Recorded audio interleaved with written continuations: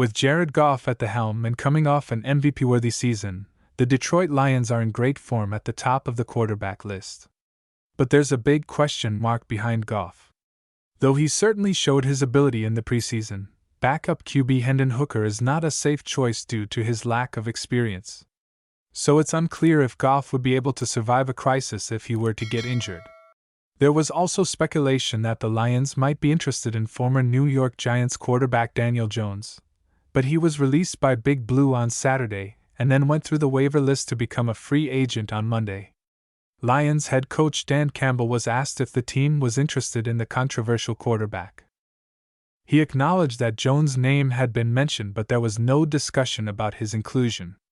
Jones' time with the Giants was obviously marred by injuries and ineffectiveness, but it's fair to point out that New York did a terrible job surrounding him with talent, especially along the offensive line. Jones would be in a much better situation in Detroit, which has the best offensive line in the sport and a ton of playmakers. He would also provide the Lions with a more experienced backup for Goff. The only downside is the Lions would have to use an extra roster spot for a third quarterback, but that's a small price to pay for a little more safety at the most important position in the NFL.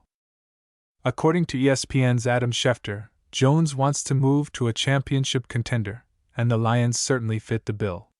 It wouldn't be a bad thing for Detroit to keep an eye on him.